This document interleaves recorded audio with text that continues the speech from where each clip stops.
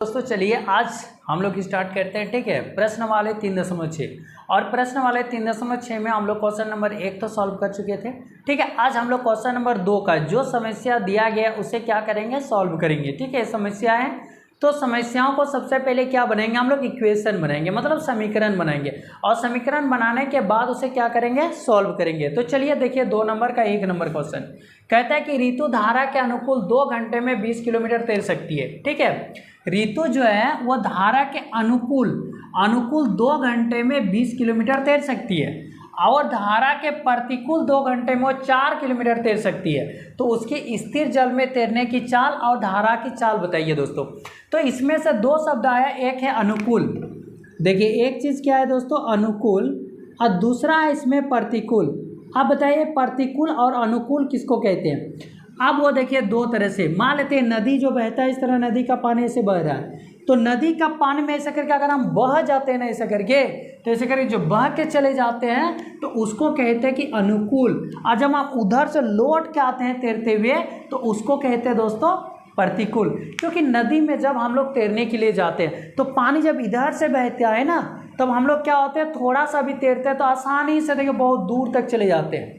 लेकिन अगर उल्टा बोलेगा कि उधरे से आप तैर के आइए तो फिर हम लोग उधर से आने में उतना स्पीड नहीं सकते, बल्कि जो अपना स्पीड है वो भी घट जाता है। क्योंकि हम उधर से आ रहे हैं और पानी इधर से बहता हुआ जा रहा है, तो क्या करेगा, हमको तो धकेल के उधर लेके चला जाता है ना, इसलिए हम उधर से इधर आने में बहुत ताकत लगाना पड़ता है, फिर भी हम अपना स्पीड को नहीं रख पाते हैं, बल्कि स्पीड घट जाता है। तो जब अगर हम ऐसे करके सीधे चले जाते हैं तो उसको बोलते हैं दोस्तों अनुकूल। तो अनुकूल में जो मेरा स्पीड है x मान लेते हैं और वो धारा की जो स्पीड है उसको भी मिला देंगे, तब ये आ जाता है दोस्तों अनुकूल में। और जब उधर से आएंगे तो मेरा जो स्पीड वो भी तो घट गया, तो वह घट जाएगा, धारा की स्पीड है उसके साथ, तो वह x माइनस वाई आ जाता है। ठीक है, तो इसमें से देखिए दोस्तों क्या बोल रहे हैं, जो 2 घंटे में वह 20 किलोमीटर जाती है, 2 घंटे में कितना चली जाती है, तो 20 किलोमीटर। कब, तो कहता है धारा के अनुकूल में। लेकिन वही 2 घंटे में 4 किलोमीटर तैर सकती है, 2 घंटे में कितना, तो 4 किलोमीटर। कब, वो धारा के प्रतिकूल में, क्योंकि जाते समय तो स्पीड ज़्यादा होगा, आते समय उधर से तो घट जाएगा ना। तो इसमें क्या करेंगे, यहाँ से मान लेना, माना कि स्थिर जल में तैरने की चाल, माना कि स्थिर जल में तैरने की चाल, तैरने की चाल को मान लेंगे दोस्तों क्या है, तो स्थिर जल में ये x किलोमीटर प्रति घंटा है। ठीक है, अब देखिए यह धारा की चाल, धारा मतलब जो पानी बह रहा है तो उसका भी तो कुछ स्पीड होगा, कहीं कहीं देखेंगे बहुत स्पीड से पानी बह रहा है, कहीं थोड़ा स्पीड से, तो उसका भी स्पीड है अपना। तो चाल को इंग्लिश में स्पीड बोलते हैं। तो देखिए धारा की चाल,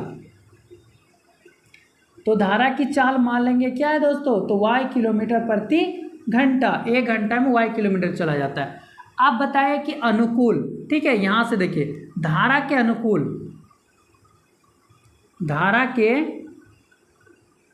अनुकूल आप लिख सकते हैं कि ऋतु की चाल, तो धारा के अनुकूल चाल, अनुकूल मतलब जो बह के जा रहा है तो क्या हो जाएगा, x प्लस वाई हो जाएगा, इतना किलोमीटर प्रति घंटा। अब अनुकूल में यह आ गया, प्रतिकूल में माइनस हो जाएगा। अब धारा के प्रतिकूल चाल, तो प्रतिकूल चाल में क्या, उधर से जब लौट के आएगा तो स्पीड घटेगा उसका, तो x माइनस वाई, ये किलोमीटर प्रति घंटा हो गया दोस्तों। अब देखिए क्वेश्चन के अनुसार, अब क्वेश्चन में क्या कह रहा है कि देखिए 2 घंटे में 20 किलोमीटर। अब 2 घंटे में जब 20 किलोमीटर चली जाती है तो घंटे और ये दूरी क्या दिया है, 20 किलोमीटर। तो जब कोई आदमी किलोमीटर में चलता है तो दूरी हो गया, यानी इसका दूरी क्या हो जाएगा, तो 20 किलोमीटर। और समय कितना दिया दोस्तों, तो समय दिया है 2 घंटा। आप बताइए जब इसका चाल भी दिया है, दूरी, चाल को हम मान लिए, तो समय 2 घंटा दिया, तो समय का फॉर्मूला क्या हो जाएगा, देखिए समय बराबर हो जाता है, या तो हम इसे लिख सकते हैं दूरी बटे चाल, दूरी बटे चाल बराबर क्या होता है, समय, दूरी बटे चाल बराबर समय। तो दूरी वह कितना किलोमीटर जाती है, तो देखिए 20 किलोमीटर। तो 20 किलोमीटर कितना का स्पीड से, तो हम क्या करेंगे, ये देखिए अनुकूल बोला है ना, तो अनुकूल में क्या है दोस्तों, x प्लस वाई का स्पीड से, तो x प्लस वाई बराबर कितना समय लग जाता है उसको, तो 2 घंटा लग जाता है। हम इसको ऐसे क्रॉस मल्टीप्लिकेशन करेंगे ना, गुना, तो देखिए 2 के साथ तो 2x होगा और ये 2 के साथ y तो 2y होगा, बराबर कितना हो जाएगा 20। चलिए समीकरण इसको 1 बना दिए। अब कह रहे हैं कि 2 घंटे में 4 किलोमीटर तैर सकती है, 2 घंटा में 4 किलोमीटर, कब, तो दोस्तों प्रतिकूल में। तो प्रतिकूल में क्या करेंगे, तो ये दूरी बटे 4, तो अब दूरी कितना है 4 किलोमीटर, 4 किलोमीटर जाने में चाल कितना है उसका, तो x माइनस वाई, कितना समय लग जाता है उसको, तो 2 घंटा।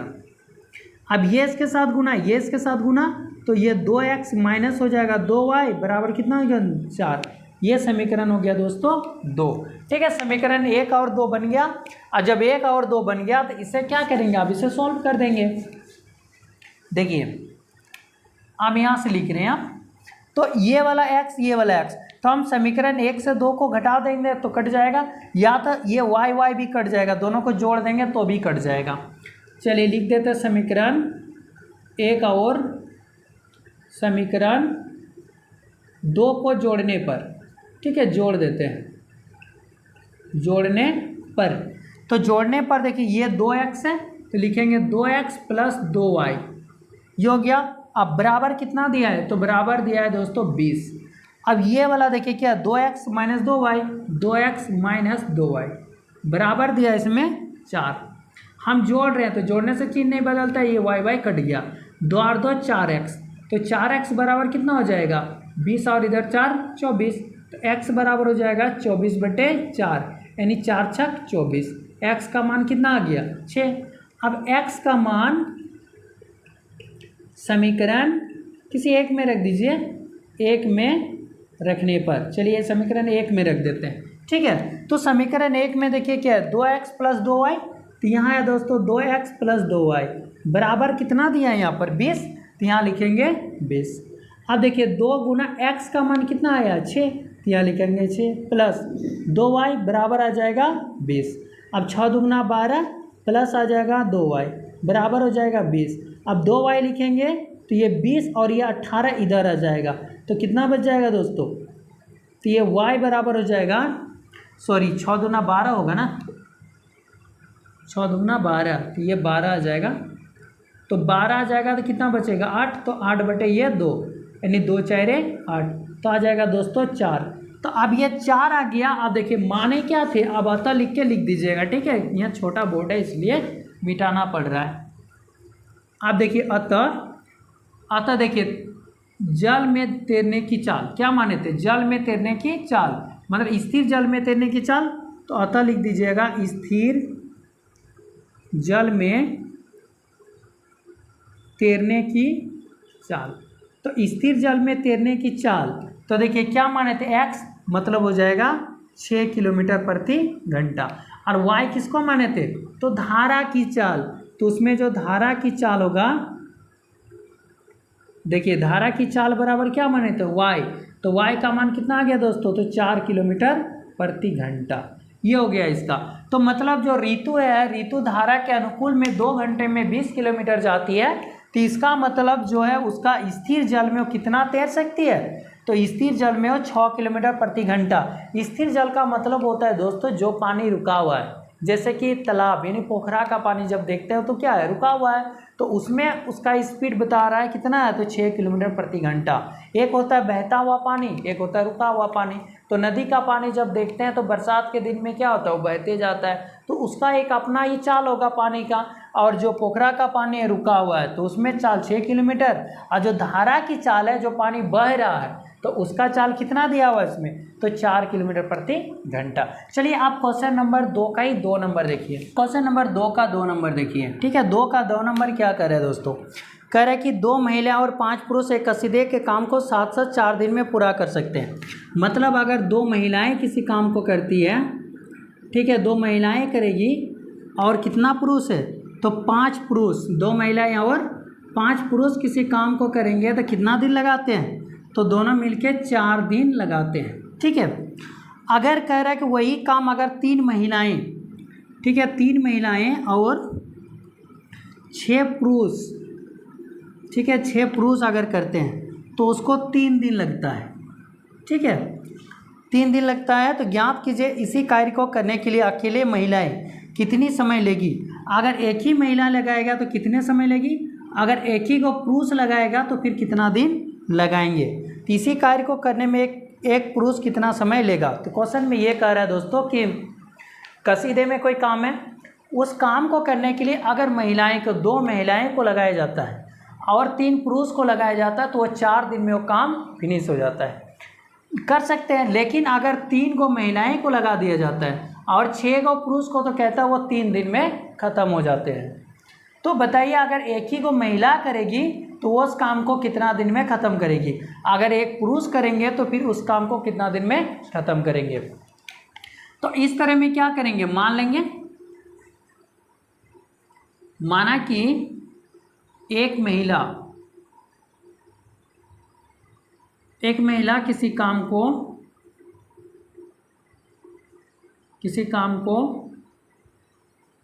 करने में लगा समय, करने में क्या लगाती समय, मान लेते x दिन। अगर वो किसी काम को करते तो x दिन लगता है। अब पुरुष द्वारा